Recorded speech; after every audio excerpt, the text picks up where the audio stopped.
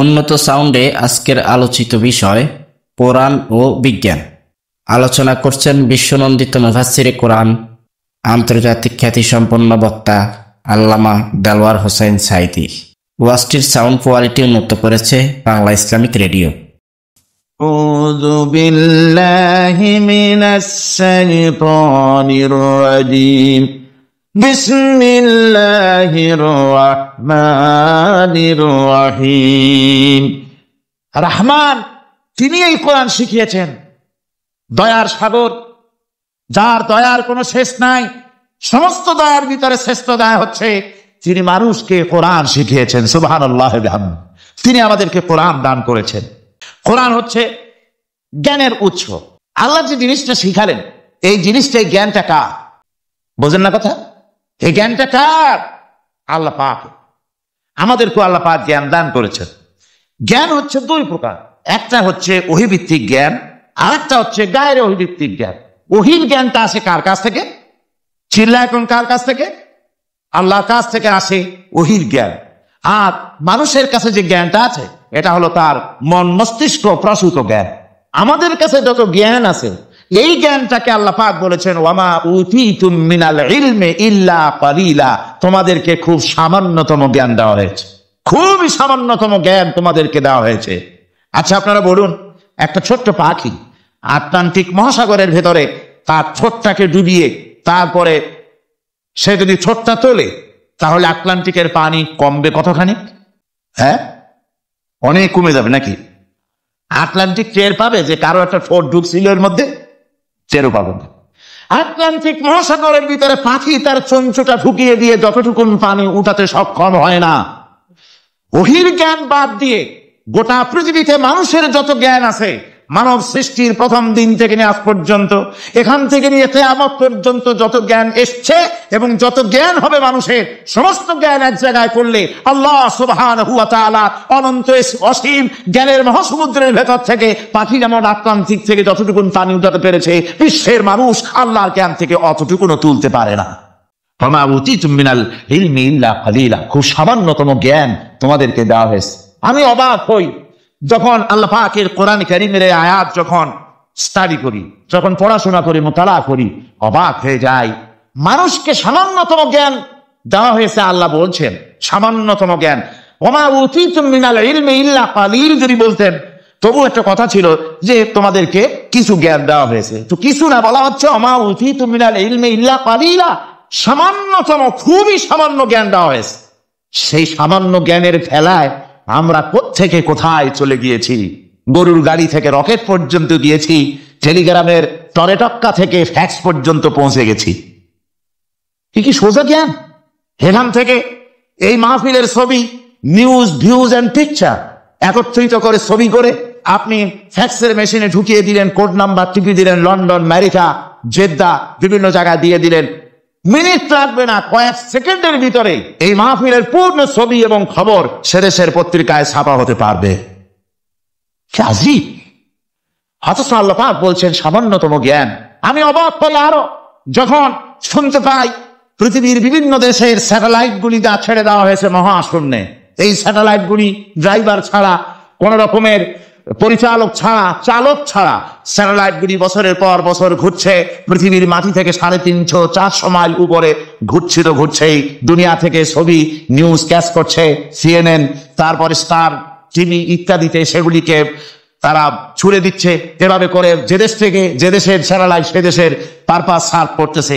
ওই satellite 350-400 mile উপরে মহাশূন্যের ভেতরে তার মেশিনারি কোনো গোলযোগ হলে, যান্ত্রিক গোলযোগ যদি সৃষ্টি হয়, তাহলে ফ্রান্সের মাটিতে বসে, আমেরিকার মাটিতে বসে, ব্রিটেনের মাটিতে বসে বিজ্ঞানীরা কম্পিউটারের মাধ্যমে মনিটরিং করে 400 মাইল উপরের মেশিনকে ভালো করে দিচ্ছে।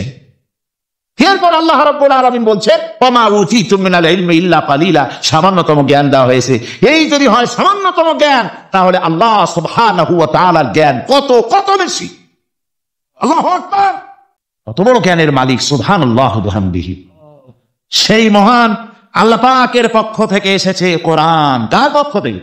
قد جاءكم من الله نور وكتاب مبين আল্লাহ রাব্বুল আলামিন বলেন, আমি আল্লাহর পক্ষ থেকেই তোমাদের জন্য এসেছে আলো, তোমাদের জন্য এসেছে নূর, আর তোমাদেরকে আমি দিয়েছি একখানা কিতাব, স্পষ্ট কিতাব দিয়েছি, নূর দিলাম, আলো দিলাম।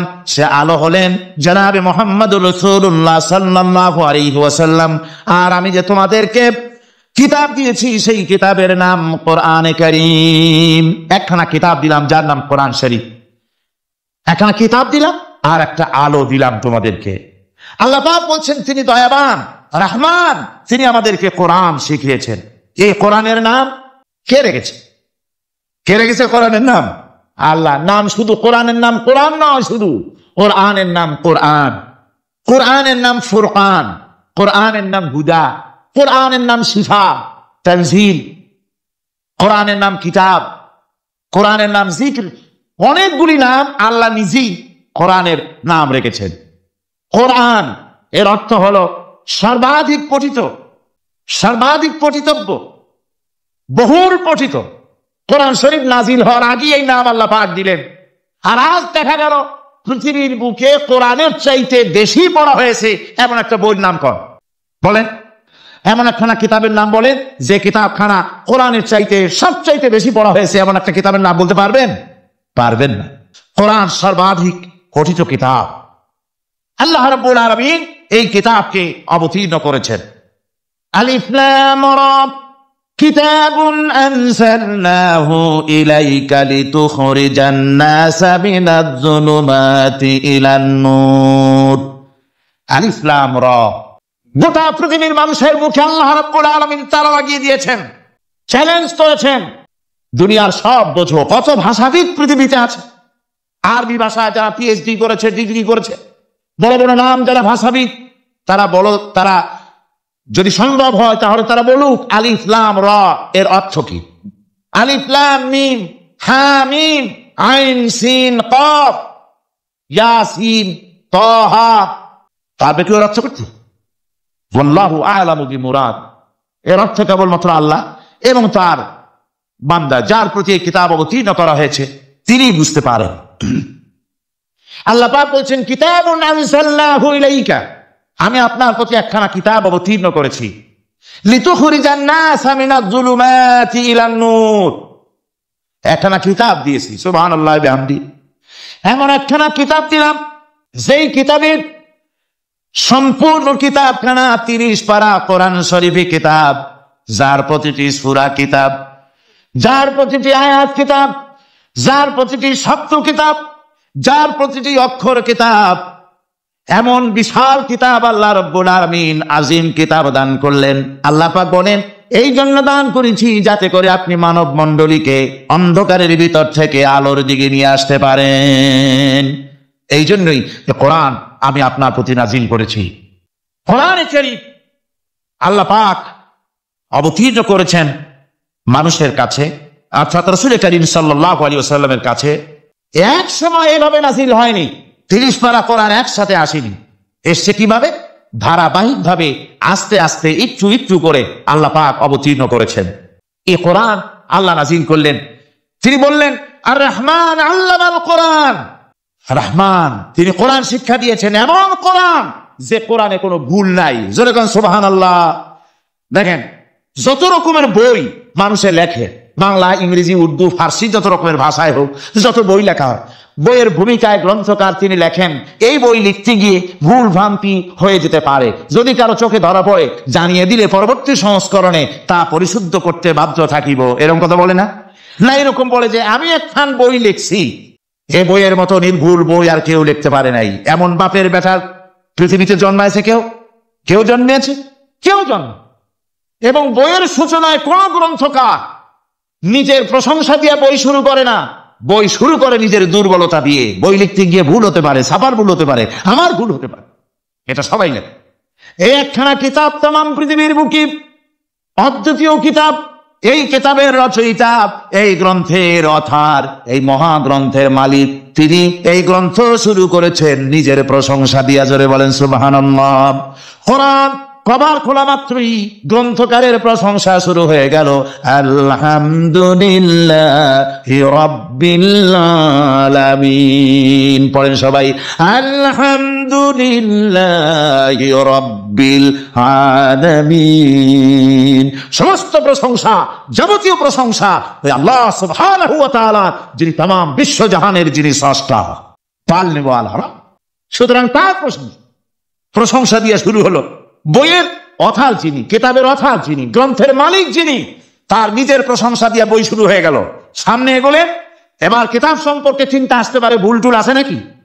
কিতাব খোলা মাত্রই প্রশংসা পরে দেখতে পাবেন, দালিকাল কিতাবু লা রাইবা ফীহি, এই কিতাবের ভিতরে, এই সেই কিতাব যার ভিতরে কোনো ভুল নাই, কোনো সন্দেহের অবকাশ নাই।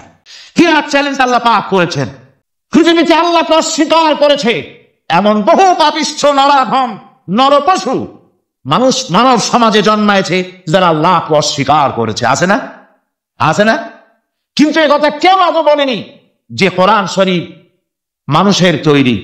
একথা বলে কেউ প্রমাণ দিতে পারেনি, একথা বলার সাহসও কেউ রাখে না। তার কারণ, কেউ যদি বলে যে কোরআন মানুষের তৈরি, তাহলে তাকে বলা হবে যে তাহলে মানুষের তৈরি যখন, তুমিও তো মানুষ, একখানা তৈরি করো। আজ পর্যন্ত এই চ্যালেঞ্জের মোকাবেলা কেউ করতে পারেনি।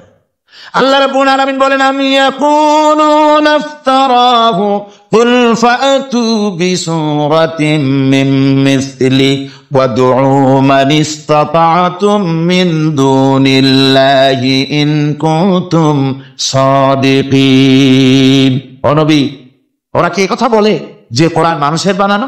যদি তাই হয়, আপনি বলুন যে তোমরা তোমাদের যত রকমের সাহায্যকারী আছে সমস্ত সাহায্যকারীদের সাথে নাও আর কোরআনের সূরার মতো করে সূরা বানাও।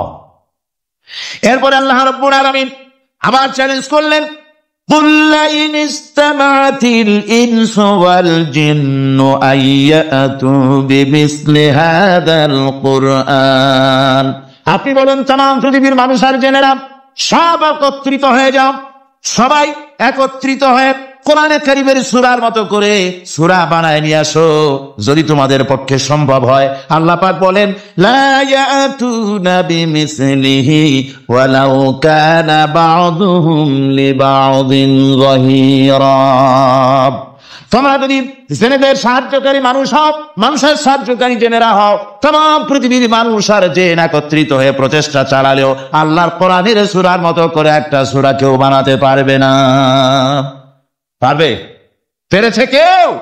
আজও পর্যন্ত কেউ কোরআনে কারীমের সূরার মতো করে একটা সূরা কেউ এই পৃথিবীতে বানাতে পারেনি, কারো পক্ষে এটা সম্ভব হয়নি। আল্লাহ রাব্বুল আলামিন আবার চ্যালেঞ্জ করেন, ইন কুনতুম ফি রাইবিম মিম্মা নাযালনা আলা আবদিনা ফাআতু বিসূরাতিন মিন মিসলি وادعوا شهداءكم من دون الله إن كنتم صادقين। আমি আমার বান্দার উপরে যে কিতাব অবতীর্ণ করেছি এর ভিতরে সন্দেহ আছে বলে যদি মনে করো এর ভিতরে সন্দেহ আছে মানুষের বানানো, এমনটি যদি সন্দেহ হয়, তাহলে কোরআনের সূরার মতো করে একটা সূরা বানাও, ছোট্ট একটি সূরা বানাও। ফাতু বিসূরাতিন, সূরা আলে ইমরানের মতো না, সূরা আরাফের মতো না, সূরা মায়েদার মতো না, ফাতু বিসূরাতিন, ছোট্ট একটি সূরার মতো করে একটা সূরা বানাও। কিয়ামত হয়ে যাবে, মানুষ কোরআনে কারীমের মতো একটি ছোট্ট সূরা বানাইতে পারবে না। সুবহানাল্লাহ। আমার ভাইয়েরা, এই কোরআন আল্লাহ রাব্বুল আলামিনের পক্ষ থেকে নাজিল হলো। কোরআন মানুষের চিরটা কাল ধরে, আবহমান কাল ধরে মানুষের মনকে আকৃষ্ট করেছে। কোরআনে কারীমের এর ভাষা, এর লালিত্য, এর মাধুর্য, এর রচনা শৈলী এবং এর গতিময় ছন্দ, এর শব্দ বিন্যাস মানুষকে মুগ্ধ করেছে চিরকাল ধরে। আল্লাহর নবী বলেন, এ কোরআন যখন আমি তেলাওয়াত করতেছিলাম একটা রাত্রে, যে রাতে আমার তেলাওয়াতের সামনে ছিল জেনেরা যখন আমার কাছ থেকে তেলাওয়াত শুনল, ইসমিআতু হাত্তা ক্বালু ইন্না সামি'না কুরআনান আজাবা। আমার মুখ থেকে যারা যখন তেলাওয়াত শুনল, জেনারা তখন এ কথা না বলে পারে নাই। আমরা এক আশ্চর্য ধরনের কিতাব শুনেছি, জোরে বলেন সুবহানাল্লাহ। ইন্না সামি'না কুরআনান আজাবা, এক আশ্চর্য ধরনের কোরআন শুনেছি। বলতেছে সেই সব জেনেরা যাদের বয়স 1000 বছর, 1500, 2000 বছর, 500 বছর, যারা জাবুর শুনেছে, ইনজিল শুনেছে, তাওরীত শুনেছে, সেসব জেনেরা বলছে ইন্না সামি'না কুরআনান আজাবা, আশ্চর্য কিতাব শুনছে। এমন এক কিতাব ইয়াহদি ইলার রুশদ, যে কিতাব শুনলে পরে শ্রোতাকে হেদায়েতের রাস্তা দেখায় দেয়, এমন এক কিতাব শুনলাম। আর এই কিতাব শোনা মাত্র ফামান্না বে, কোরআন শুনলাম আর ঈমান আনলাম। নবীজি বলেন, জেনেরা আমার মুখে তেলাওয়াত শুনে পড়ে নিল লা ইলাহা ইল্লাল্লাহু মুহাম্মাদুর রাসূলুল্লাহ। এই কোরআন এমন এক কোরআন, মান ক্বালা বিহি সাদাকা, এ কোরআন শরীফ থেকে যে কথা বলে সেই সত্য কথা বলে। কোরআন থেকে যে কথা বলে সে কি বলে? তার কারণ কোরআন এসেছে কার কাছ থেকে? ওয়ামান আসদাকু মিনাল্লাহি কিলা, আমি আল্লাহর চাইতে সত্যবাদী আর কে হতে পারে? আল্লাহর নবী বলেন, কোরআন থেকে যে কথা বলে সেই সত্য কথা বলে। আর ওয়ামান আমিলা বিহি উজরা, এই কোরআন যে আমল করবে তাকে পুরস্কার দেওয়া হবে, সে পুরস্কৃত হবে, দুনিয়ায় পুরস্কার পাবে, আখিরাতেও পুরস্কার পাবে। সুবহানাল্লাহ।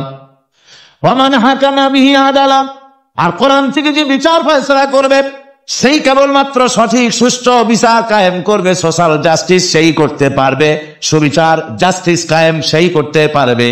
ওয়ামান দাআ ইলাইহি হুদিয়া ইলা সিরাতিম মুস্তাকিম, আর কোরআন থেকে যে দাওয়াত দেয়, কোরআনের দিকে যে দাওয়াত দেয়, সেই কেবলমাত্র সঠিক সহজ সরল রাস্তার দিকে দাওয়াত দেয়। যেই দাওয়াত শুরু হয় পৃথিবীর মাটি থেকে আর শেষ হয় গিয়া জান্নাতুল ফেরদাউসে। আমার ভাইয়েরা, কোরআন এর পরিচয়ের কথা বলতেছিলাম। আল্লাহ পাক কি কোরআন আমাদের শিখালেন, কোন কোরআন আমাদের শিখিয়েছেন, সেই কোরআনের পরিচিতি আপনাদের সামনে আমি তুলে ধরতেছি। আমি নিজে না, এবার কোরআন তার পরিচয় নিজেই দেবে। কেউ যদি কোরআনের কাছে জিজ্ঞাসা করে, কোরআন তুমি কোথা থেকে নাজিল হয়েছ, কে তোমাকে নাজিল করেছে, এই প্রশ্ন যদি কেউ কোরআনের কাছে করে, কোরআন নিজেই তার জবাব দিতে পারে কিনা? কোরআন নিজেই বলে, তানজিলাম মিম্মান খালাকাল আরদা ওয়াস সামাওয়াতিল উলা, এ কোরআন নাযিল করেছেন তিনি, যিনি ওই সুউচ্চ আকাশ আর জমিনকে যিনি সৃষ্টি করেছেন, সেই আল্লাহ আমারে নাযিল করেছেন। কোরআনের কাছে কেউ যদি প্রশ্ন করে, ও কোরআন, এই পৃথিবীতে নাযিল হওয়ার আগে তুমি কোথায় ছিলে? কেউ যদি প্রশ্ন করে, কোরআনে কারীম নিজে নিজের পরিচয় শোনায়, আমি কোথায় ছিলাম শোনো। বাল হুয়া কুরআনুম মাজিদুন ফি লাউহিম মাহফুজ, বরং এই কিতাব অতীব মর্যাদা সম্পন্ন সুরক্ষিত ফলকে লিপিবদ্ধ ছিল, আমি ছিলাম লৌহে মাহফুজে, সেখান থেকে এসেছি। যদি কেউ প্রশ্ন করে, কোরআন কি কোরআন, তুমি কার উপরে অবতীর্ণ হয়েছ? জবাব কোরআন নিজেই দেয়, ওয়া আমিনু বিমা নুজিলা আলা মুহাম্মাদ ওয়া হুয়াল হাক্কু মির রাব্বিহিম, ঈমান আনো সেই জিনিসের উপরে যেটা মুহাম্মদ সাল্লাল্লাহু আলাইহি ওয়াসাল্লামের উপর অবতীর্ণ হয়েছে। আবার অন্য আয়াতেও জবাব পাওয়া যায়, তাবারাকাল্লাযী নাযালাল ফুরকানা আলা আবদিহি লিয়াকুনা লিল আলামিনা নাযীরা, অতীব বরকতপূর্ণ মহান সত্তা সেই আল্লাহ রাব্বুল আলামিন, যিনি তার বান্দার পরে ফুরকান অবতীর্ণ করেছেন। সুবহানাল্লাহি ওয়া বিহামদিহি। কোরআনের নাম আমি বলেছিলাম শুধু কোরআন নয়, অনেক নাম আছে। কোরআনের আরেক নাম ফুরকান, কোরআনের আরেক নাম কি? আল ফারকু বাইনাল হক্কি ওয়াল বাতিল, কোরআন হচ্ছে সেই মহাসত্য যা মিথ্যা এবং সত্যের মধ্যে পার্থক্য সূচিত করে, মঙ্গল এবং অমঙ্গলের মধ্যে পার্থক্য সৃষ্টি করে, যা সত্য এবং মিথ্যার মধ্যে তাফরিকা সৃষ্টি করে, সত্যকে মানুষকে বুঝিয়ে দেয়, তার নাম হচ্ছে ফুরকান। এবার যদি প্রশ্ন করা হয়, কোরআন বুঝলাম তুমি লৌহে মাহফুজে ছিলে, বুঝলাম তুমি নবীজির উপরে নাজিল হয়েছ, এবার বলো তুমি কোন মাসে নাজিল হয়েছ? তুমি তো আসছিলা প্রথম কোন মাসে নাজিল হয়েছ? এই প্রশ্ন যদি কেউ করে, কোরআন তারা জবাবে বলবে, শাহরু রমাদান আল্লাযী উনজিলা ফীহিল কুরআন, রমজানের পবিত্র মাসে আমি অবতীর্ণ হয়েছি। সুবহানাল্লাহ। যদি প্রশ্ন করা হয় রমজানে তো আসলো, কিন্তু প্রথম নাযিল হয়েছিল কোন সময়? ওটা কি দিন ছিল না রাত ছিল? কোরআন তার জবাবে বলে, ইন্না আনজালনাহু ফী লাইলাতিল কদর, কদরের পবিত্র রাতে আমি এই পৃথিবীতে আমার আগমন ঘটেছিল। যদি প্রশ্ন করা হয় বুঝলাম স্বামী, কেন নাজিল হয়েছে তুমি, এই পৃথিবীতে তোমার আসার উদ্দেশ্য কি, মূল কাজটা কি, এই প্রশ্ন যদি করা হয় কোরআনে কারীম তারা জবাবে বলে, শোনো কেন এসেছি, লিতুখরিজান নাসা মিনাজ যুলুমাতি ইলান নূর। আমার মিশন হচ্ছে গোটা বিশ্ব মানবতাকে পঞ্জীভূত জমার বাধা অন্ধকারের ভেতর থেকে টেনে বের করে আলোর সন্ধান দিতে, আলোর দিকে আনার জন্য আমি কোরআন নাজিল হয়েছি। প্রিয় বন্ধুরা, আসসালামু আলাইকুম। আমরা অনেক পরিশ্রম করে ওয়াজগুলোর সাউন্ড কোয়ালিটি উন্নত করে থাকি, তাই বাংলা ইসলামিক রেডিও নতুন চ্যানেলটিকে সাবস্ক্রাইব করে আমাদের সাপোর্ট করলে ভালো হয়। ধন্যবাদ। গোটা পৃথিবীর মানুষ আছে অন্ধকারের ভিতরে। কিসের মধ্যে? অন্ধকার কি? অন্ধকার হচ্ছে পুঁজিবাদ, অন্ধকার সমাজতন্ত্র, অন্ধকার ধর্ম নিরপেক্ষতাবাদ, অন্ধকার জাতীয়তাবাদ, মানুষের তৈরি করা যত মতবাদ সব কি? জোরে কয়, সবগুলি কি? অন্ধকার। এই অন্ধকারের ভেতর থেকে মানুষগুলিকে টেনে আনবে কোরআন কিসের দিকে? আলোর দিকে। এবার যদি প্রশ্ন করা হয়, বুঝলাম তুমি অন্ধকার থেকে আলোর দিকে নিয়ে আসবে, আলোর দিকে আসলে পরে ফায়দাটা কি হবে, মূল ফায়দাটা বুঝায় দাও, আসল ফায়দা কি হবে তোমারে যদি মানি। কোরআন তার জবাব দেয়, নিজের পরিচয় নিজে তুলে ধরে, ফামান তাবিআ হুদায়া ফালা খাউফুন আলাইহিম ওয়ালা হুম ইয়াহজানুন। এই কোরআনকে যদি মেনে চলো, এই কোরআনের আইন যদি মানো, সমাজে মানো, ব্যক্তিতে মানো, পরিবারে মানে, রাষ্ট্রে মানো, জীবনের সব ক্ষেত্রে সমস্ত জায়গায় যদি এই কোরআনকে মেনে চলো, ফালা খাউফুন আলাইহিম, তাহলে তোমাদের কোনো ভয় থাকবে না, ওয়ালা হুম ইয়াহজানুন, কোনো চিন্তাও থাকবে না। কিসের ভয় থাকবে না? কোরআনের আইন মেনে যদি চলো সমাজে ও রাষ্ট্রে, চুরির ভয়, ডাকাতির ভয়, জিনার ভয়, হত্যার ভয়, সন্ত্রাসের ভয়, কোনো ভয় থাকবে না। ওয়ালা হুম ইয়াহজানুন, চিন্তাও থাকবে না। খাওয়া পড়া, শিক্ষা, চিকিৎসা, বাসস্থান, এগুলির কোনো চিন্তা থাকবে না। কোরআনের সমাজে সব কিছুর গ্যারান্টি দেওয়া হবে, সবগুলি পেয়ে যাবে। এখন যদি আবার প্রশ্ন করা হয়, কোরআন বুঝলাম তোমারে মানলে পরে সব ফায়দা হবে, তাহলে এবার জবাব দাও, তোমার ভিতরে কি রাজনীতি আছে নাকি? আমি তো মানুষ, আমার রাজনীতি করা লাগে। Man is social animal. আমরা তো জঙ্গলের পশু নই, আমরা তো মানুষ। আমাদের সমাজ আছে, আমাদের পৌর নির্বাচন আছে, আমাদের জাতীয় নির্বাচন আছে, আমাদের কলকারখানা আছে, জমিন আছে, আমাদের রাজনীতি, অর্থনীতি, সমাজনীতি আছে, পারিবারিক নীতি আছে, অনেক নিয়ম মালা আছে, নিয়ম নীতি আছে। তোমারে মানলে তোমার ভিতরে কি ওগুলো আছে নাকি সে কথা বলো। কোরআন তার জবাবে বলে, وَنَزَّلْنَا عَلَيْكَ الْكِتَابَ تِبْيَانًا لِكُلِّ شَيْءٍ وَهُدًى وَرَحْمَةً وَبُشْرَى لِلْمُسْلِمِينَ। কোরআন জবাবে বলে, শুনে রাখো, শুধু অর্থনীতি সমাজনীতি নয়, শুধু রাজনীতি আর শিক্ষানীতি, যুদ্ধনীতি নয়, তোমার জীবনে যা কিছু দরকার, ইহকালে যা কিছু দরকার, পরকালে, সব কথাগুলি আল্লাহ রাব্বুল আলামিন আমি কোরআনের সিনার ভিতরে খুলে খুলে বর্ণনা করে দিয়েছেন। সব কথা এ কোরআনে কারীমের ভিতরে রয়েছে। তোমার এমন কোনো জিনিস নাই যা তুমি কোরআনে কারীমের মধ্যে পাবে না। তোমার সমস্ত প্রয়োজন আমার বুকের মধ্যে আল্লাহ দিয়ে দিয়েছেন। বিজ্ঞান আছে, দর্শন আছে, ইতিহাস আছে, সব আছে এর মধ্যে। তবে কোরআনের মধ্যে বিজ্ঞান আছে বলে আমি এটাকে বিজ্ঞানের কিতাব বলবো না, দর্শন আছে বলে দর্শনের কিতাব আমি বলবো না, রাজনীতি আছে বলে কোরআনকে আমি রাজনীতির কোনো কিতাব বলবো না। কোরআন তাহলে কি? কোরআন হচ্ছে অর্থনীতি, সমাজনীতি, রাজনীতি, পারিবারিক নীতি, মানুষের জীবনের যা কিছু প্রয়োজন, সমস্ত নীতিমালার, নীতি গ্রন্থের নাম হতেছে কোরআনে কারীম। সমস্ত নীতিমালার নীতি গ্রন্থ কোরআন।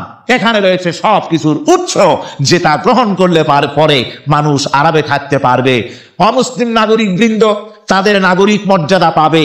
মুসলমান, কৃষক, নারী, চিকিৎসক, কৃষিবিদ, সাধারণ মানুষ, রং, বর্ণ, ভাষা নির্বিশেষে গোটা মানব সভ্যতা আরামে বাস করতে পারবে, পশু পাখিও আরামে থাকবে, গাছপালাও আরামে থাকবে। যেহেতু নির্দেশ হয়েছে বিনা প্রয়োজনে গাছের পাতাটিও ছিঁড়ো না। ইসলামের সমাজ যদি চালু হয় গাছেরাও আরাম পাবে, পাহাড়ও আরাম পাবে। চট্টগ্রামের লোকেরা যেভাবে পাহাড় কাটা আরম্ভ করেছে এটা বড় দুঃখজনক। জুমলায় মহতারেজা একটা বলে দিলাম, অপ্রাসঙ্গিক হলেও জরুরি কথা। আপনারা পাহাড় কাটতেছেন না, আপনাদের নিজেদের পায়ে নিজেরা কুড়াল মারতেছেন। খবরদার পাহাড় কাটবেন না। আল্লাহ প্রকৃতির ভারসাম্য আপনারা নষ্ট করছেন বলে ওজোন স্তরে ফাটল ধরেছে। তা রিপেয়ার করার জন্য আজকে বিশ্বের সব বিজ্ঞানীরা হতাশ হয়ে গিয়েছে, পাগল হয়ে গেছে। কেমনে এই ওজোন স্তরের ফাটলকে রিপেয়ার করব? ওজোন স্তরটা কি? ওজোন স্তর হচ্ছে সুবহানাল্লাহ, আল্লাহর যে কত দয়া। সূর্য, সেই সূর্যের রয়েছে আলট্রাভায়োলেট রে, যাকে বাংলায় বলা হয় অতি বেগুনি রশ্মি। যে রশ্মিটা সৃষ্টি জগতে যদি আসে আর তা যদি কোনো প্রাণীর শরীরকে টাচ করে, তাহলে সমস্ত প্রাণী ক্যান্সার হয়ে, এক্সিমা হয়ে, ডিফাউজ হয়ে, অ্যাজমা হয়ে সমস্ত প্রাণী মরে যাবে, কেউ বাঁচবে না। মারাত্মক রশ্মি। সেই রশ্মিটা যাতে সৃষ্টি জগৎকে টাচ করতে না পারে সেজন্য আল্লাহ পাক একটা ওজোন স্তর তৈরি করেছেন। ওখানে এসে ওটা বাধাপ্রাপ্ত হয়, পৃথিবীর মাটিতে আসে না। যা কিছু পৃথিবীর মানুষের জন্য, পৃথিবীর জন্য কল্যাণকর, সেগুলি সূর্য থেকে আসতে থাকে। সুবহানাল্লাহ ভাববি, যেটা ক্ষতিকর সেটা আল্লাহ পাক আটকায় রাখেন। এখন সেই ওজোন স্তরে ফাটল ধরলো। কেমনে ফাটল ধরলো? ফাটল আপনি আমি ধরাইছি। আপনি বলবেন যেটা কেমন কথা, আমি তো ওইখানে যাই নাই, আমি ফাটল ধরাইলাম কেমনে? ওই যে সেই আপনার প্রাইমারি স্কুলে ভিজিট করতে গিয়েছিলেন ইন্সপেক্টর, তারপরে প্রাইমারি না হাই স্কুল ভিজিট করতে গেছে, যাই আর জিজ্ঞেস করছে ছেলেরা কি পড়ছো? বল ইতিহাস। ঠিক আছে, ইতিহাস থেকেই প্রশ্ন করব, বলো তো চীনের প্রাচীর কে ভেঙেছে? ছেলেরা জবাব দিচ্ছ, তুমি বলো, তুমি বলো। কেউ বলছো বেঞ্চের কোনা যে ছেলেটি, সে বলছে সর্বনাশ। কেউ যখন স্বীকার করে না, এটা তো আমার মাথায় আসবে। সব শেষ ইন্সপেক্টর তাকে বলছে, তুমি বলো তো কে ভেঙেছে চীনের প্রাচীর? কয় স্যার, গ্রামে আমার দুষ্টমির যথেষ্ট বদনাম আছে, কিন্তু চীনের প্রাচীর ভাঙার মতো দুষ্কর্ম আমি করি নাই। ইন্সপেক্টর খুব রেগে গেলেন, মাস্টারের দিকে তাকালেন, এই বুঝি আপনার ইতিহাস পড়ানো? মাস্টার ইন্সপেক্টরের বিরক্তি ভরা মুখ দেখে বলছেন, স্যার রাগ করবেন না, এসব ছাত্র তো আমার, ওদের অবস্থা তো আমি জানি। আপনি আসছেন ঢাকা থেকে, আপনি জানবেন কি? আমি হলপ করে বলতে পারি আমার ক্লাসের কোন ছাত্র চীনের প্রাচীর ভাঙে নাই। ইন্সপেক্টর রাগ হইয়া চলে গেছে হেডমাস্টারের রুমে, যায় বলছে যে আমি আপনার স্কুলের গ্রান্টকে আমি নাকচ করে দেব, মঞ্জুরি আমি ক্যান্সেল করে দেব। কেন? এই অবস্থা। হেডমাস্টার বলছে, স্যার রাগ করবেন না, আপনার জন্য কিছু টাকা পয়সাও রাখছি হাদিয়া, বড় একটা চর্বিযুক্ত খাসিও জবাব করা হয়েছে, পুকুর থেকে রুই মাছ তোলা হয়েছে। তারপরেও আমার ছাত্ররা, টিচাররা বলার পরেও যদি আপনার সন্দেহ হয়ে থাকে যে আমার ছাত্ররাই ভাঙছে, তো ওই আপনি অসন্তুষ্ট হবেন না, রাগ করবেন না স্যার। ওই প্রাচীর ভাঙতে যা খরচ থাকে আমি কিছু খরচ দেবো, তো আপনি রাগ করেন। এখন চিন্তা করেন, স্কুলের ছাত্র থেকে শুরু করে হেডমাস্টার পর্যন্ত জ্ঞানের বহর। তো বলতেছিলাম, আপনি আমি ওজন স্তরে ফাটল ধরিয়েছি, তার অর্থ এই নয় যে আপনারা গিয়ে ওখানে কুড়াল মারিয়ে ওটারে ভাঙছেন। তাহলে ওটা কি হয়েছে? কোরআনে কারীমে রব্বুল আলামিন বলেন, ওয়া মা আসাবাকুম মিন মুসিবাতিন ফাবিমা কাসাবাত আইদিকুম ওয়া ইয়াফু আন কাসীর। যত বিপদ তোমাদের উপর আরোপিত হয়, সমস্ত বিপদ তোমাদের দুই হাতের কামাই করা। কে বলছেন? আল্লাহ পাক। ওজন স্তরে ফাটল ধরেছে, এটা বিপদ। বিশ্ব সমস্ত মানব সভ্যতা সৃষ্টি জগতের জন্য বিপদ। এই বিপদের জন্য দায়ী পৃথিবীর মানুষ। কিরকম? সেটা হচ্ছে গাড়ির পেছন থেকে যে কালো ধোঁয়া বের হয়, কল কারখানার চিমনি থেকে যে কালো ধোঁয়া বের হয়, এই কালো ধোঁয়াগুলি, তারপরে সমস্ত কেমিক্যাল উইপেন সেগুলি যে টেস্ট করা হয়, তার রিয়াকশন ইত্যাদি, এই কালো ধোঁয়া এবং সমস্ত মারণাস্ত্রগুলি এক্সপেরিমেন্ট করার সমস্ত এই রিয়াকশনগুলি সবগুলি গিয়ে ওই ওজন স্তরে ফাটল ধরিয়ে দিয়েছে। আস্তে করে পাতলা হয়ে এটা ফেটে গিয়েছে, অতি বেগুনি রশ্মি আসা শুরু করেছে। এটাকে বন্ধ করার জন্য বিজ্ঞানীরা আজ মরিয়া হয়ে গিয়েছে। ইনশাআল্লাহ আল্লাহ পাক তা বিজ্ঞানীদের মানুষের মাথায় বুদ্ধি এনে দিবেন, রিপেয়ারও হয়ে যাবে ইনশাআল্লাহ। সবাই বলেন ইনশাআল্লাহ। তাহলে বললাম কেন এ কথাটা? এই জন্য বললাম যে কোরআনে কারীমের মধ্যে আল্লাহ রাব্বুল আলামিন সব কথা বলে দিয়েছেন, কোনো কথা বাদ রাখেন নাই। পাহাড়গুলি ভেঙে আমরা ক্ষতি করতেছি, গাছগুলি কেটে আমরা ক্ষতি করতেছি, প্রকৃতির ভারসাম্য নষ্ট করে দিচ্ছি, ফলে সমুদ্রের পানি স্ফীত হচ্ছে, ভূমিকম্প বাড়তেছে, ঘূর্ণিঝড় হচ্ছে, টর্নেডো হচ্ছে, পৃথিবী বিধ্বস্ত হয়ে যাচ্ছে, ক্লাইমেটের পরিবর্তন আসছে। আজকে পৌষ মাস, এটা কি মাস? কত তারিখ? দেখেন বাংলা ভাষাকে কত মহব্বত করি। যদি বলি আজকে ডিসেম্বরের কত তারিখ, বারবার করে মুখস্থ হয়ে যাবে। বাংলায় খুব ভালোবাসা, মাসটা তারিখ বলতে পারলাম না, দুঃখিত। এই হলো আমাদের ভালোবাসা। আজকে পৌষ মাসের আগ থেকে শেষ হয়ে যাচ্ছে, অথচ মনে হচ্ছে শীত যেন তার শ্বশুর বাড়ি বেড়াতে গেছে। এই যে অবস্থা, এই অবস্থা শুধু বাংলাদেশে নয়, গোটা পৃথিবীতে ক্লাইমেটের একটা বিরাট পরিবর্তন আসতেছে, একটা বড় রকমের পরিবর্তন আসতেছে। এর কারণ হচ্ছে এই পৃথিবীর মানুষেরা নিজেরাই প্রকৃতির ভারসাম্যকে নষ্ট করে দিয়েছে। এই ভারসাম্য নষ্ট হওয়ার কারণে আবহাওয়ার পরিবর্তন হচ্ছে, সামুদ্রিক জলোচ্ছ্বাস বাড়তেছে, ভূমিকম্প, আগ্নেয়গিরি ইত্যাদি হচ্ছে এবং পৃথিবীর মানুষ বিধ্বস্ত হচ্ছে। বলতেছিলাম এ কোরআনে কারীমের মধ্যে আল্লাহ পাক সব কথা বলে রেখেছেন। যদি জানতাম, বুঝতাম, তাহলে এই অবস্থার সৃষ্টি হতো না। এটা বিজ্ঞানের বই নয়, রাজনীতির বই নয়, সমাজনীতির বই নয়, বরং সমস্ত নীতিমালা উচ্চ জ্ঞানের উচ্চ হচ্ছে আল কোরআন। জ্ঞানের উচ্চ কি? আরো ধরে বলেন, জ্ঞানের উচ্চ কি? আল কোরআন। পবিত্র কোরআনে এমন এমন ঘটনা আল্লাহ পাক বলেছেন যা ষষ্ঠ শতাব্দীর দুনিয়া এই সম্পর্কে কিছুই জানতো না। অবশ্য কিছু কিছু ঘটনা ইহুদিদের কিতাবে অতিরঞ্জিত আকার এবং বিকৃত অবস্থায় এসেছে, কিন্তু কোরআনে কারীম দুনিয়ার মানুষকে আদম সৃষ্টি, নূহের বন্যা, তারপরে মুসা আলাইহিস সালাম ফেরাউনের ঘটনা, ইব্রাহিম আলাইহিস সালামের নমরুদের ঘটনা এবং ইউসুফ আলাইহিস সালামের কাহিনী সবগুলিকে সুন্দর করে কোরআন শরীফ উপস্থাপনা করেছে রাসূলের মাধ্যমে, যা পৃথিবীর ইতিহাসে কেউ জানতো না। সেগুলি আল্লাহ পাক জানাইছেন কিভাবে? কোরআনে কারীম বলছে, তিলকা মিন আম্বাইল গায়বি নূহিহা ইলাইকা মা কুনতা তা'লামুহা আনতা ওয়ালা কওমুকা মিন ক্বাবলি হাদা। এ হলো সব অজ্ঞাত ঘটনা। সমস্ত ঘটনাগুলি আল্লাহ পাক তার হাবিবকে শুনিয়ে বলে দিলেন, সব অজ্ঞাত ঘটনা যা তুমি জানতে না, তোমার কোনো জানা ছিল না, আমি ওহীর মাধ্যমে তোমাকে সব জানাইছি। ইউসুফ আলাইহিস সালামকে যখন তার ভাইয়েরা কুয়ার মধ্যে ফেলে দিতেছিল, তখন তুমি উপস্থিত ছিলে না, এই ঘটনা ওহীর মাধ্যমে আমি জানালাম। মুসা আলাইহিস সালামকে যখন ফেরাউন দরিয়ার ভিতরে ফেলে দিল, সেই সময় তুমি সিনাই পর্বতের পাশে দাঁড়িয়ে সব দৃশ্য লক্ষ্য করনি, অথচ আমি ওহীর মাধ্যমে সব তোমাকে খুলে খুলে বলে দিয়েছি। আল্লাহ পাক সমস্ত ঘটনাগুলিকে বলে বলে কোরআন শরীফের মধ্যে সব সাজিয়ে দিলেন, বলে দিলেন। তিনি বললেন, ওয়ামা কুনতা বিজানিবিল গারবিয়্যি ইয কাদাইনা ইলা মূসাল আমরা ওয়ামা কুনতা মিনাশ শাহিদিন। ফিরআউন যে মূসার সঙ্গে যে ব্যবহারটা করলো, এ সময় সেখানে তুমি উপস্থিত ছিলে না, আমি ওহীর মাধ্যমে তোমাকে তা জানিয়েছি। كذلك نقص عليك من أنباء ما قد سبق وقد آتيناك من لدنا ذكرا। আল্লাহ পাক বলেন, এভাবে আমি আপনার কাছে অতীত ঘটনাগুলি ওহীর মাধ্যমে নিখুঁত ভাবে আপনার সামনে সব বলে দিয়েছি। আমার ভাইয়েরা, এই বিশ্বলোকে ঊর্ধ্ব লোক সম্পর্কে নিয়ে ভুল তথ্য বর্ণনা আল্লাহ পাক করে দিয়েছেন কোরআনের মাধ্যমে। 1665 খ্রিস্টাব্দে স্যার আইজাক নিউটন তিনি আবিষ্কার করলেন মাধ্যাকর্ষণ শক্তিকে। এই মাধ্যাকর্ষণ শক্তি, ল অফ গ্রাভিটেশন, এ সম্পর্কে মানুষের এই থেকে কিছু জানলো, কিন্তু আজ থেকে 1400 বছর আগে আল্লাহ রাব্বুল আলামিন তার উম্মি নবী, যিনি কোনো বিজ্ঞানাগারে লেখাপড়া করেন নাই, কোনো সায়েন্স রিসার্চ করেননি, যিনি কোনো কলেজ ইউনিভার্সিটিতে পড়াশোনা করেননি, তার মাধ্যমে জানিয়েছেন মাধ্যাকর্ষণ শক্তির কথা। কোরআন বলছে, ইন্নাল্লাহা ইউমসিকুস সামাওয়াতি ওয়াল আরদা আন তাজুলা।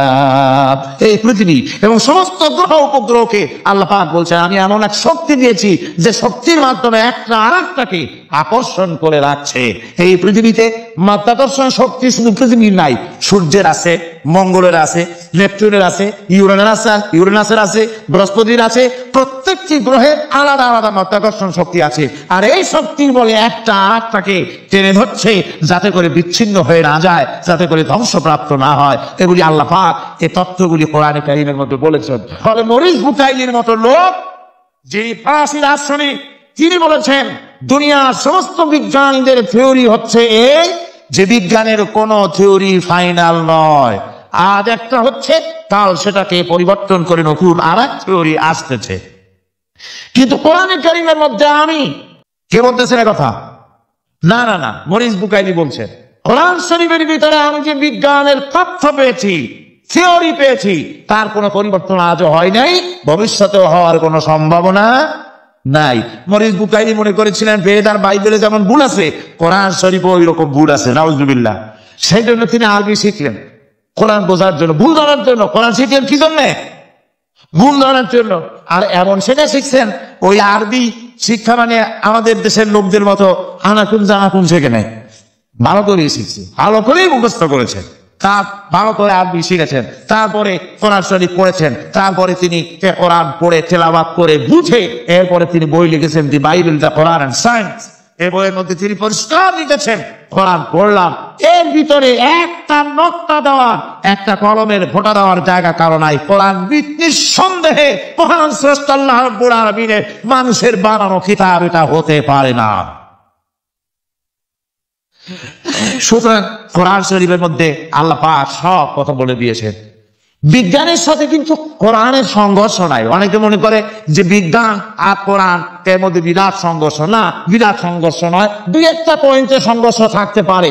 অধিকাংশ ব্যাপারই বিজ্ঞান, আমি মনে করি বিজ্ঞানের আবিষ্কার যত বাড়বে কোরআন বোঝা মানুষের জন্য তত সহজ হবে। এটা আমার ধারণা, এটা আমার ধারণা। বিজ্ঞানের সাথে দুই একটা পয়েন্টের উপরে সংঘর্ষ আছে, যেমন চন্দ্র এবং সূর্য সম্পর্কে, সৌরজগৎ সম্পর্কে Copernicus, Kepler, Galileo, Newton, Einstein মহাশূন্য সম্পর্কে যেসব বক্তব্য রেখেছেন, সেসব বক্তব্যের সাথে কোরআন শরীফের কিছুটা বৈপরীত্য রয়েছে। যেমন কেউ বলেছেন সূর্য ঘোরে, পৃথিবী স্থির, কেউ বলে সূর্যের চতুর্দিকে পৃথিবী ঘোরে, কেউ কয় চন্দ্র ঘোরে, কেউ কয় আমরা কি আর বসে থাকি, আমরা বলি। কিন্তু আসলে বলেটাকে কে ঘোরে, এ ফয়সালা কে দেবে? কে দিবে বলুন তো? হ্যাঁ, ঠিক বলেছেন, আল্লাহই দিবেন, কারণ এগুলি সৃষ্টি করেছেন কে? এবার শুনুন, এই বিতর্কের মীমাংসা আল্লাহ পাক করছেন। কোরআনে কারিমে বহু আগে গ্যালিলিও, কেপলার, কোপারনিকাস এদের বলার অনেক আগে বিশ্বনবী জনাবে মুহাম্মদ রাসূলুল্লাহ সাল্লাল্লাহু আলাইহি ওয়াসাল্লাম তিনি বলে দিয়েছেন, আল্লাহর কথা তিনি বলেছেন, লাশ-শামসু ইয়ানবাগী লাহা আন তুদরিকাল কামারা ওয়ালাল লাইলু সাবিকুন নাহার ওয়া কুল্লুন ফি ফালাকিন ইয়াসবাহুন। প্রমাণকারী হইবে যাহারা, আপন মনেতে বুঝিবে তাহারা, রাত্রি পারে না আগে যাইবার দিনের স্থান করে অধিকার, চন্দ্র বাঁধে না সূর্যকে গায়েতে, সূর্য পারে না চন্দ্রকে ধরিতে, যার যে স্থান বহাল রাখিয়া ভ্রমণ করিছে খোদাকে ডরিয়া। আল্লাহ রাব্বুল আলামিনকে ভয় করে সব ঘুরছে, চাঁদ ঘোরে, সূর্য ঘোরে, মঙ্গল ঘোরে, ইউরেনাস ঘোরে, বৃহস্পতি ঘোরে, পৃথিবীও ঘোরে, সব ঘুরছে তো ঘুরছেই, বন বন করে ঘুরছে একটা নির্দিষ্ট কক্ষপথে, আপন আপন কক্ষপথে ঘুরছে, যার ফলে অ্যাক্সিডেন্ট হয় না। সুবহানাল্লাহ, জয় বলে সুবহানাল্লাহ। নির্ধারিত কক্ষে ঘুরছে, নির্ধারিত কক্ষে ঘুরছে, এর কক্ষগুলি আল্লাহ পাক ঠিক করে দিয়েছেন, সেই কক্ষে ঘুরতেছে, একে অপরের পথ অতিক্রম করতেছে না। আমার ওই মহাশূন্যের ভেতরে রয়েছে black hole. Black hole, black hole কি? ব্ল্যাক হোল হচ্ছে একটা বিরাট অন্ধকার গহ্বর, একটা মৃত্যুকূপ। এত বড় বিরাট ব্ল্যাক হোল মহাশূন্যে আছে, বিজ্ঞানীরা হয়রান হয়ে গেছে, তার এত বড় শক্তি। সে শুধু তারা খায় না, কোন তারকা ঘুরতে ঘুরতে যদি তার কাছে এসে যায় তারাকে খেয়ে ফেলে। কোন আলো যদি কাছে আসে, আলো শুষে নিতে নিতে আলো যার থেকে এসেছে সেটাকেও শেষ করে ফেলে। এ ধরনের একটা দারুণ আকর্ষণী শক্তি তার মধ্যে আল্লাহ সৃষ্টি করেছেন। একটা ব্ল্যাক হোল আছে মহাশূন্যের ভিতরে, সূর্য, চন্দ্র, গ্রহ, নক্ষত্র, যে সূর্য পৃথিবীর চাইতে 13 লক্ষ গুণ বড়, এমন 2 কোটি সূর্য খাইয়া হজম করতে পারে, এত বড় ব্ল্যাক হোল আল্লাহ তৈরি করে রেখেছেন মহাশূন্যের উপরে। রয়েছে মিল্কি ওয়ে, রয়েছে গ্যালাক্সি, অন্তত 10,000 কোটি 10 সহস্র কোটি তারকা দিয়ে সমৃদ্ধ গ্যালাক্সি মিল্কি ওয়ে, যেটা অন্ধকার রাত্রে তারকা সজ্জিত রাতে উত্তর দক্ষিণ দিকে টানা একটা পথের মতো দেখা যায়। এটা হচ্ছে গ্যালাক্সি, এইটাকে বলা হয় মিল্কি ওয়ে, এটা হচ্ছে ছায়াপথ। অসংখ্য তারকার মধ্যে রয়েছে। কত বড় বড় তারকা, অনেক দূরে, তাই আমরা দেখি বিন্দু বিন্দু। আসলে কি বিন্দু না, কত বড় জানেন? বিজ্ঞানীরা বলেছেন দৈত্যের মতো বিরাট বিরাট তারকা আছে, যে সূর্য পৃথিবীর চাইতে 13 লক্ষ গুণ বড়। এরকমের সূর্য অন্তত 3 কোটি সূর্য খাইয়া হজম করতে পারে, এরকম অসংখ্য তারকা মিল্কি ওয়ের ভিতরে আল্লাহ সৃষ্টি করেছেন। সুবহানাল্লাহ বিহামদি, সুবহানাল্লাহ। আর মানুষ লাফায়, স্যারেগুন মানুষ খালি লাভ দেয়, মোষ কতগুলো রাখিয়া কোন আনন্দে লাফা। কি শক্তি তোমার! মহাশূন্যের তুলনায় এই পৃথিবীর অবস্থান কি জানেন? এই জন্য যত বেশি পড়াশোনা করবেন মাথা নত হয়ে যাবে। কমিউনিস্ট হয় ছাগলেরা, বুদ্ধিমান কোনোদিন কমিউনিস্ট হয় না। কারা কমিউনিস্ট হয়? ছাগলগুলি, যাদের আকল নাই, যাদের জ্ঞান নাই, বুদ্ধি নাই, ওরাই কমিউনিস্ট হয়। কোন চিন্তাবিদ, কোন বিজ্ঞানী কমিউনিস্ট হয় না। মাথা নত হয়ে যায়, আল্লাহর এই সৃষ্টি দেখে পাগল হয়ে যায়। নিঃসন্দেহে আল্লাহ আছেন, নইলে পরে এগুলি হয় কি করে? আমি চিন্তা করে পাই না কমিউনিস্ট হয় কেমন, কতখানি পাগল হইলে হয়। ছোট্ট একটা রুমাল দেখলে মনে করি কোন তাঁতিয়েটারে বানাইছে, একটা এই কি জানি কয় মাইক দেখলে মনে করি কেউ এটাকে বানাইছে, টেবিল দেখলে মনে করি কেউ বানাইছে, ফ্রিজ দেখলে মনে করি বানাইছে কেউ, একটা সুই দেখলে মনে করি কেউ এটাকে বানাইছে। আর এই বিশাল পৃথিবী, ওই বিশাল আকাশ কমিউনিস্টরা কয় এমনি হয়েছে। আমার বন্ধুগণ, মাথা নত হয়ে আসবে চিন্তা করলে কি বিশাল সৃষ্টি আল্লাহ পাকের। এই ছায়াপথ, এই গ্যালাক্সি, এর তুলনায় পৃথিবীর অবস্থান কোথায়? পৃথিবীর অবস্থানটা হচ্ছে আমার হাতে একটি কলম। এই কলমটা কাগজের উপরে আমি যদি এই নিপটা রাখি, কাগজের ভিতরে নিপে যতটুকুন জায়গা টাচ করবে, মহাশূন্য গ্যালাক্সি মিল্কি ওয়ে, আল্লাহর ওই মহাশূন্যের তুলনায় পৃথিবীর অবস্থান একটা কলমের নিপে যতটুকুন জায়গা নাই, এর থেকে বেশি নয়। এই যদি হয় পৃথিবী, তাহলে সেই পৃথিবী মানুষ আপনি কতটুকুন? সলিমদ্দি বসিরুদ্দি খানি লাফা। আমার বন্ধুগণ, লাফের ছোটে বলে হ্যাং করেঙ্গে ত্যাং করেঙ্গে, লাঠিকে আমরা মুগুর করেঙ্গে। কয়েকদিন পর শোনা যায় শীতের পড়ছে, কিছু নাই। সুতরাং আল্লাহ পাকের অসীম সৃষ্টি জগৎ, এর সঙ্গে বিজ্ঞানের সংঘর্ষ কম। 2-1টা পয়েন্টে আছে, বাকি সবগুলিতে বিজ্ঞানের আবিষ্কার যত বাড়তেছে, আল্লাহরে চেনা, সৃষ্টি জগৎকে জানা মানুষের জন্য তত সহজ হচ্ছে। আর রহমান আল্লামাল কোরআন, কোরআন শিখিয়েছেন আমাদেরকে রহমান, এমন নিয়ামত দিয়েছেন যার মধ্যে সব আছে। মানব সৃষ্টির ব্যাপারে নির্ভুল তথ্য যদি পেতে হয়, তাহলে কার কাছে যাবো জোরে কন? আল্লাহর কাছে যেতে হবে। আর আল্লাহর কাছে না যাইয়া মানব সৃষ্টির রহস্য যদি জানতে যাই ডারউইনের কাছে, তাহলে আপনার মামু হবে সুন্দরবনের বান্দরেরা। ঠিক কিনা? বান্দরেরা হবে মামু, শিম্পাঞ্জি ওরাংওটাং হবে আপনার নানার দাদা। তার কারণ ডারউইন সাহেব বলেছেন মানুষ এর পূর্বপুরুষ হলো বাঁদর, শিম্পাঞ্জি, ওরাংওটাং, এটা হলো তার থিওরি অফ ইভলিউশন। এই বিবর্তনবাদের থিওরি পেশ করতে গিয়ে তিনি বলেছেন মানুষ হলো বান্দরের জাত। হাই বেটা, তুই বান্দরের জাত। নিজের লেজ কেটে সকলের লেজ কাটা আরম্ভ করতে যাচ্ছে। কি পাগলের পাগল, মানুষ হয়েছে বান্দরের জাত। আশ্চর্য কথা। কেমনে কইলে? তো বললো যে শিম্পাঞ্জি দেখছে, তো সে শিম্পাঞ্জি দেখে তার মনে হয়েছে যে মানুষ ওইরকমই তো দেখা যায়, তো মানুষ বুঝি বান্দর থেকেই আসছে। আমি বলি পৃথিবীতে এমন পাগল আমি কোনোদিন দেখিও নাই, শুনিও নাই যে কোনো পাগল পাবদা মাছ দেখে বলেছে যে এটা হচ্ছে বোয়াল মাছের পূর্বপুরুষ। টাকি মাছ দেখে কোনো ছাগলেও বলেছে আজ পর্যন্ত যেটা হলো শোল মাছের পূর্বপুরুষ। পুঁটি খাইতে খাইতে আস্তে আস্তে বিরাট শোলে পরিণত হয়ে গেছে, কোনো পাগলেও বলে। আচ্ছা, মেনে নিলাম ডারউইন সাহেবের থিওরি, মেনে নিলাম 1 সেকেন্ডের জন্য যে বান্দর থেকেই মানুষ হয়েছে। এখনো তো মানব প্রজাতি আছে না শেষ হয়ে গেছে? আছে কিনা? তাহলে সুন্দরবনে যান, যে দেখুন কোন বাঁদর কি এ পর্যন্ত দেখা গেছে যে কোমর পর্যন্ত মাছের মতো হয়ে গেছে, আর একটু দুধ আর পনির আর একটু এই শুটকি মাছ লুচ্চা ফিস খাওয়াইলে আর কদিনের মধ্যে এই বান্দরটা মানুষ হয়ে যাবে। হয়েছে এরকম? বাঁদরের 12 আনা মানুষ হয়ে গেছে, 14 আনা মানুষ হয়ে গেছে, আর অল্প একটু বাকি। এরকম দেখা গেছে কোথাও? দেখা যায়নি। পাগলামি কথা, পাগলামি কথা। মানুষ বানর থেকে আসেনি, মানুষ ওরাং থেকে আসেনি, মানুষ সিম্পাজি থেকে আসেনি, মানুষ এসছে করতে। এটা জানতে হলে এই নির্মূল তথ্য জানার জন্য আসতে হবে কোরআনের কাছে। তার কাছে আল্লাহ রাব্বুল আলামিন তার হাবিবের মুখ থেকে মানব সৃষ্টি রহস্য তিনি উদ্ঘাটন করে দিয়েছেন। তিনি বলেছেন, দুনিয়াবাসীকে শুনিয়েছেন, ফালইয়ানজুরিল ইনসানু মিম্মা খুলিক خلق من ماء دافق يخرج من بين الصلب والترائب। আল্লাহ পাক বলেন, মানুষ কি তার সৃষ্টির রহস্য দেখে না? কেমনে তাকে আমি সৃষ্টি করেছি?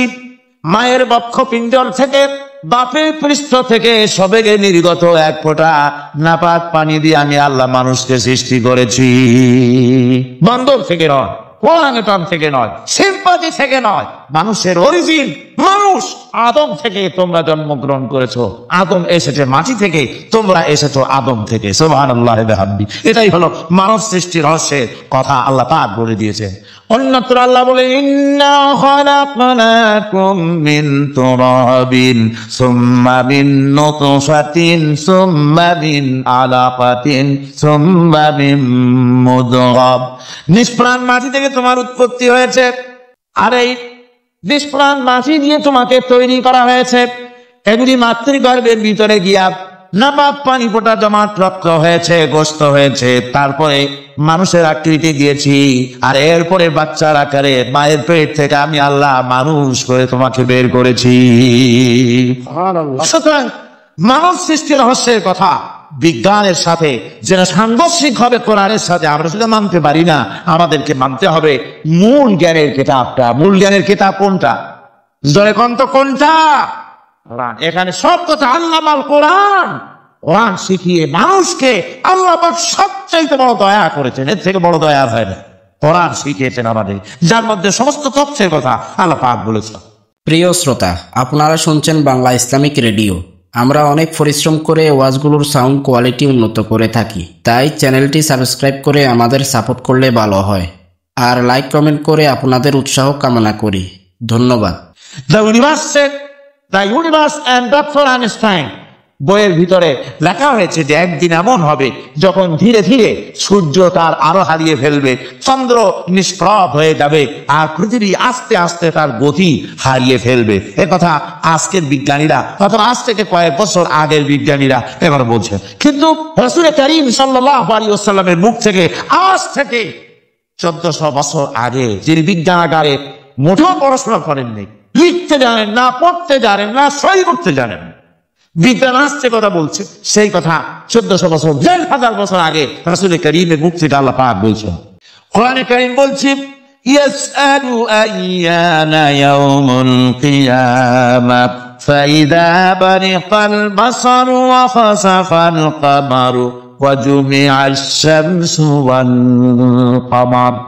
হে রাসূল, রাসূলের কাছে জিজ্ঞাসা করে কিয়ামত কবে হবে? আল্লাহ পাক বলেন, বলে দিন যেদিন চন্দ্র তার আলো হারিয়ে ফেলবে, যেদিন সূর্য তার আলো হারিয়ে ফেলবে, আর চন্দ্র আর সূর্য সব একাকার হয়ে যাবে। যারা বলছে চাঁদে আলো থাকবে না, সূর্য আগের থেকে তার উত্তাপ এবং আলো স্তম্ভিত হতেছে, এবং হতে হতে এমন এক পর্যায়ে আসবে তখন সূর্য আলো হারিয়ে ফেলবে। বিজ্ঞানীরা গত 4-5 বছর আগে এ বক্তব্য রেখেছেন, কিন্তু 1400 বছর আগে বিজ্ঞানের লালনাগারে লেখাপড়া না করে হুজুরের মুখ থেকে আল্লাহ কথা বলে দিয়েছেন। তাহলে বিজ্ঞানের আসল কিতাব কোনটা? জোরে বলেন কোনটা? আল্লাহ পাক আরো বলেন, ইযাশ শামসু কুবিরাত ওয়া ইযান নুজুমু কাদারাত ওয়া ইযাল জিবালু সুজ্জিরাত। তারকাগুলি, সূর্যের আলো থাকবে না, নক্ষত্রগুলো স্থানচ্যুত হয়ে যাবে, কক্ষচ্যুত হয়ে যাবে, পাহাড়গুলিকে পরিচালিত করে দেওয়া হবে, কিছুই থাকবে না, সব শেষ হয়ে যাবে। বিজ্ঞানীরা আজ বলতেছে যে সব শেষ হয়ে যাবে, কিছুই থাকবে না, সব শেষ হবে। বিজ্ঞানীরা বলতেছেন, কোরআন অনেক আগে বলেছে, কুল্লু মান আলাইহা ফান ويبقى وجه ربك ذو الجلال والإكرام। সব শেষ হয়ে যাবে, বিশ্বে যা কিছু আছে সব লয় হবে, ক্ষয় হবে, ধ্বংস হবে, কিচ্ছু থাকবে না, থাকবেন শুধু আল্লাহ সুবহানাহু ওয়া তাআলা। সুবহানাল্লাহি ওয়া বিহামদিহি। কোরআনে কারীম এ কথা বহু আগে আমাদেরকে জানিয়ে দিয়েছে। সুতরাং আসল জ্ঞানের কিতাবটাই হচ্ছে কোরআনে কারীম। এই কোরআনের কাছে আমরা যত যেতে পারবো, যত কোরআন বুঝতে পারবো, ততই আমাদের জন্য আমরা সমৃদ্ধ হতে পারবো, আমাদের উপর আল্লাহর রহমত আসবে, আমরা সমাজ চালাতে পারবো, আমরা দেশ চালাতে পারবো, আমরা দুনিয়ায় শান্তি পাবো, আমরা আখিরাতেও মুক্তি লাভ করতে পারবো। কোরআনে কারীম সমস্ত বিজ্ঞানের উৎস, দর্শনের উৎস। এইটা না জানলে কিছুই জানা হয় না, এইটা জানা হলে সব জানা হয়। পণ্ডিত আপনার ডক্টর শহীদুল্লাহ, আল্লাহ জান্নাত নসিব করুন, সবাই বলুন আমিন। তিনি বলতেন, বড় বড় সেমিনারে গিয়ে বলতেন তিনি, যে আপনারা যারা বক্তব্য রাখতে এসেছেন, জনগণকে বলছি না, যারা বক্তব্য রাখতে এসেছেন, এমএ পাস করেছেন, ডিগ্রি করেছেন, পিএইচডি করেছেন, গ্রাসিএস করেছেন, বহু কিছু ডিগ্রি আপনারা লাভ করেছেন, নামের আগে 6 হাত লম্বা ডিগ্রি আপনারা লাগাইছেন, আপনারা পণ্ডিত ঠিকই, কিন্তু এই কোরআন শরীফের জ্ঞান যদি আপনাদের না থাকে, আপনারা পণ্ডিত, তবে আপনারা মূর্খ পণ্ডিত। কি পণ্ডিত? কি পণ্ডিত? মূর্খ পণ্ডিত। ওরা বলে যে মৌলবীরা জানে কি, মৌলবীরা জানে কি? আরে ভাই, মৌলবীদের কাছে তো আসল জ্ঞান আছে। সুবহানাল্লাহি ওয়া বিহামদিহি। এখানে সবটা আছে। আপনারা এখানে আছেন, এটা বিশ্বাস করলে আপনি সবটা পেয়ে যাবেন।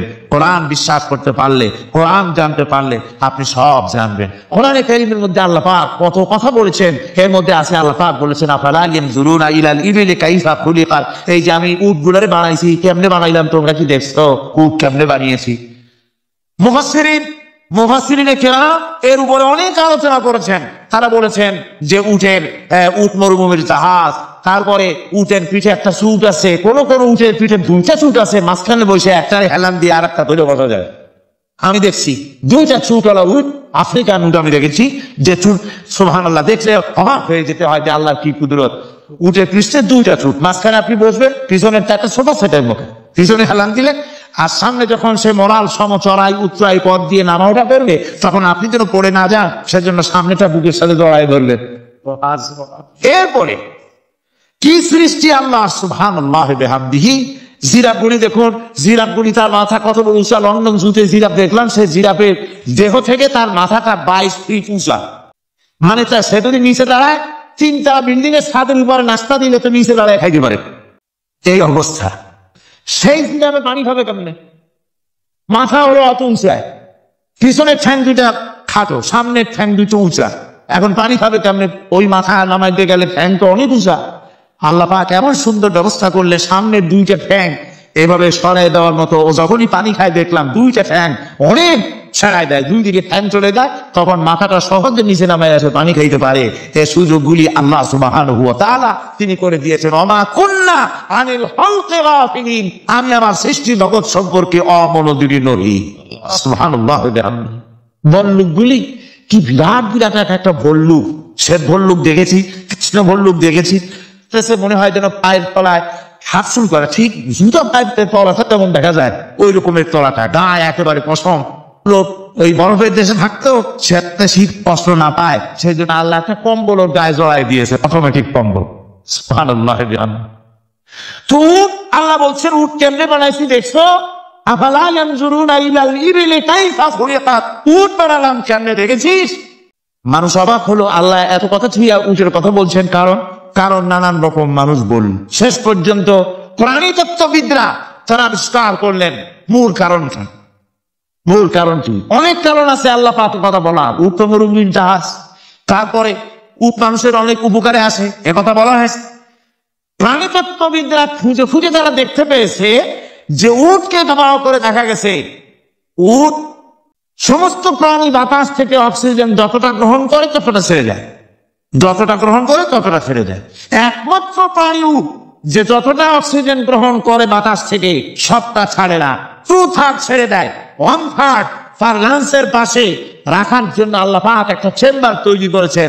ওই চেম্বারের ভিতরে 1/3 অক্সিজেন থেকে যায়, কারণ পানিও রেখে তার পানি রাখার জন্য রিজার্ভ ট্যাঙ্কি আছে, একটা ভেতরে একটা রিজার্ভ ট্যাঙ্কি আছে, অক্সিজেন রাখার একটা চেম্বার আছে।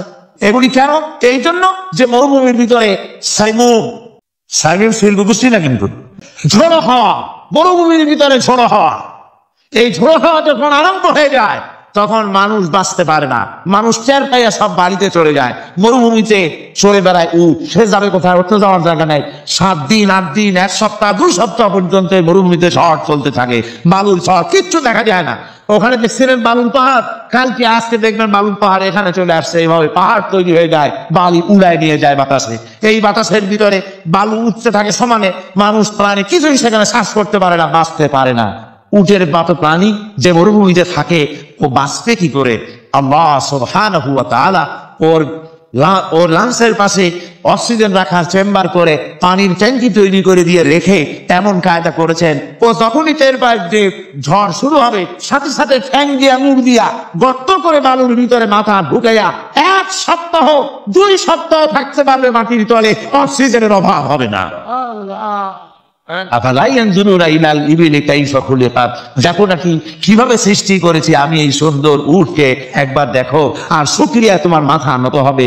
যত বড় কমিউনিস্ট হও, আল্লাহর জন্য সেজদা দিতে বাধ্য হবে যদি তোমার ঈমান এতটুকু থাকে। আল্লাহুম্মা আমিন। ربنا ظلمنا أنفسنا وإن لم تغفر لنا وترحمنا لنكونن من الخاسرين ربنا لا تزغ قلوبنا بعد إذ هديتنا وهب لنا من لدنك رحمة إنك أنت الوهاب ربنا العالمين। হাজার হাজার মুসলমান নরনারী দীর্ঘক্ষণ ধরে তোমার কোরআনের কথা শুনেছি, মেহেরবানি করে সওয়াব রাসূল করিম সাল্লাল্লাহু আলাইহি সাল্লামের রূহ মুবারকে পৌঁছে দাও। तमाम পৃথিবীর মাটির নিচে যত মুমিন মুমিনাত শুয়ে আছে, আল্লাহ তুমি মেহেরবানি করে কবরগুলিকে জান্নাতের টুকরায় পরিণত করে দাও।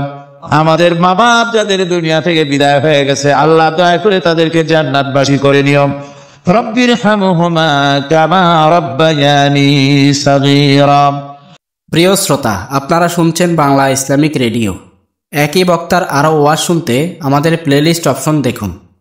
আসসালামু আলাইকুম প্রিয় শ্রোতা, বাংলা ইসলামিক রেডিও চ্যানেলের পক্ষ থেকে আপনাদের আন্তরিক প্রীতি ও শুভেচ্ছা জানাচ্ছি। অপ্রয়োজনীয় অংশ ছাড়া উন্নত কোয়ালিটির স্পষ্ট সাউন্ডে অডিও ওয়াজ মাহফিল শুনতে পারবেন আমাদের চ্যানেলে। আমরা অনেক কষ্ট করে সময় নিয়ে ওয়াজগুলোর সাউন্ড কোয়ালিটি উন্নত করে থাকি। আমাদের চ্যানেলটি সাবস্ক্রাইব করে লাইক, কমেন্ট ও শেয়ারের মাধ্যমে আমাদের সাপোর্ট করতে পারেন। আমাদের চ্যানেলে প্লেলিস্ট অপশনে ওয়াজগুলো সাজিয়ে রাখা আছে, আপনারা প্লেলিস্ট থেকে ওয়াজগুলো নিয়মিত শুনতে পারবেন। প্রতি রাতে ঘুমানোর সময় বা কাজ করতে করতে আমাদের চ্যানেলের ওয়াজগুলো শুনতে পারেন। আর কোন বক্তার কোন ওয়াজটি উন্নত কোয়ালিটির সাউন্ডে শুনতে চান সেটা আমাদের কমেন্ট করে জানাতে পারেন, আমরা সেটি নিয়ে কাজ করব ইনশাল্লাহ। ভালো থাকুন, সুস্থ থাকুন, বাংলা ইসলামিক রেডিও চ্যানেলের সাথেই থাকুন। আল্লাহ হাফিজ।